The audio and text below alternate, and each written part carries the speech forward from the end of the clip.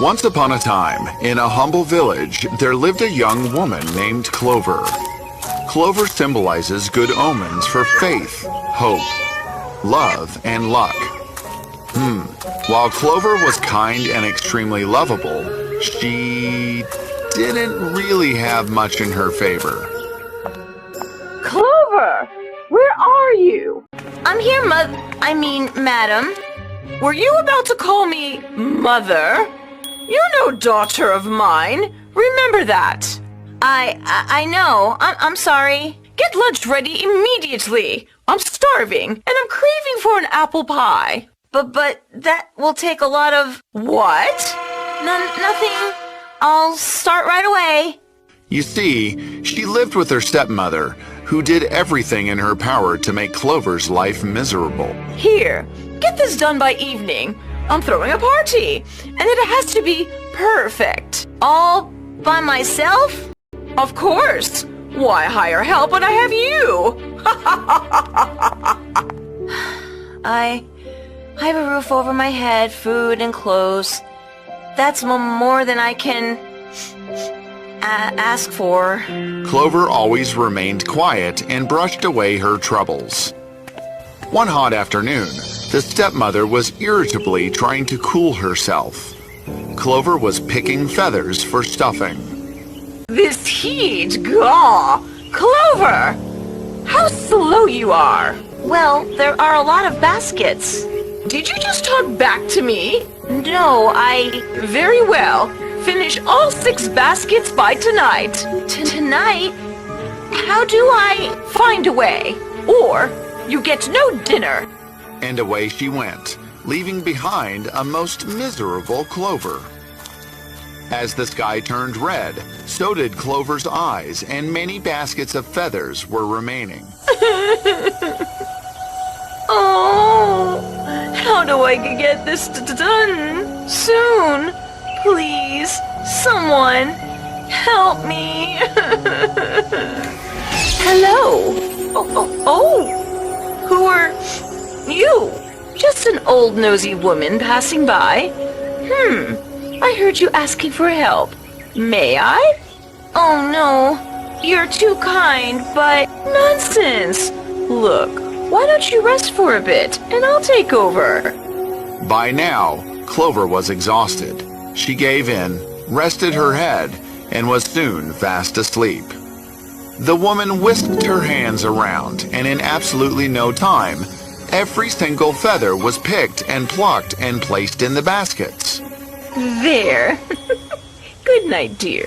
After a while, Clover was awoken by the sound of approaching footsteps. What? Oh no! Huh? Clover! Have you What? The picking is done? Yes, it's done. Clover was as astonished as her stepmother, but was careful to conceal it. The stepmother, however, was most annoyed. The next day, the two went to a pond at the side of their house. Yesterday, you completed your task quite well. Today, you will empty out this entire pond. What? By evening, with this spoon. It has a hole. Since feather picking wasn't much trouble for you, this should be easy. Why are you making me do as you're told, or you'll have no supper for a week? This is impossible.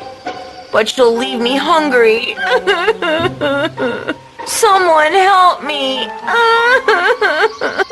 Well, hello again.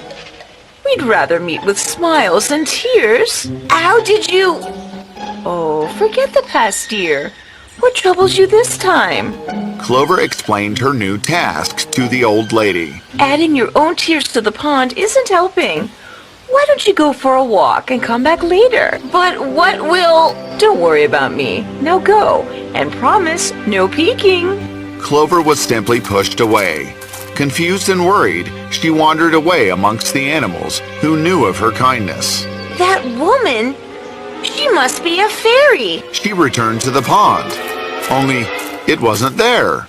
The pond! It's all gone! The old woman, too! Just then, the mean stepmother arrived. Her smug smile vanished, just like the pond had. And how?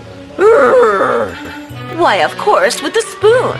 The next day, the now furious stepmother dragged Clover to a huge empty land. You somehow managed the first 2 tasks. This time, you shall build a palace. A palace? That's impossible! Hush! Finish it by tomorrow, or I'll never let you in my house again. Clover was horrified. I cannot do this. Dear old woman, please help me. No tears today? Wonderful! Oh, kind fairy, thank you for helping me before. My pleasure.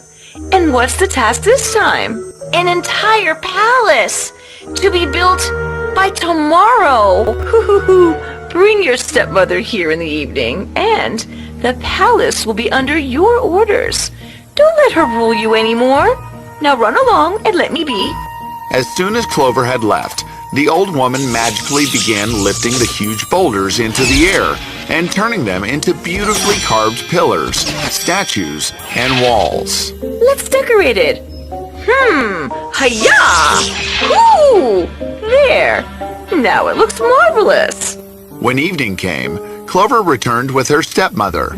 They were both surprised at the splendor of the palace. If there's anything wrong, I shan't go easy on you. The stepmother inspected every nook and cranny of the palace, but not one thing was out of place. They soon reached the cellar, and here, Clover locked her stepmother inside. What? Clover! How dare you! Let me out! No, this is my palace, and everything here works according to me. That includes you. I will never listen to you. Either that or you stay in the cellar. You can't treat me like your servant here. It's your choice. The stepmother knew she had lost her cruel game and meekly apologized. She then left Clover to live in her own house. As the months went by, Clover was happier than she'd ever been. But the palace was humongous, and she sometimes felt lonely. Oh, hello! How nice and relaxing this place is. Oh, sorry. Didn't know anyone was here. I'm Prince Seth. Mind if I join you? No, not at all. Seth told Clover how he had traveled from the west and was on his way home. I'm so tired. I was just doing a bit of... Let me guess. Hunting? What? No! I hate hunting. Cruel sport. Oh, most princes love hunting. I think it's cruel too. Clover and Seth started to talk and enjoyed each other's company. They were so like-minded and would meet regularly. And soon, they both decided to marry each other. I must go back and ask for my father's consent. I'll miss you until then. I'll wait until you return. After all, you are my sun. My moon. And all the stars. Promise me you'll never say those words to anyone else. Seth promised her and left for his kingdom. When he reached his palace, there was a surprise waiting for him. Seth, you're finally back. Leela! Princess Leela and Seth had been friends for years. Leela, however, wanted to change that. Leela, it's so nice to see you, but I'm in a hurry.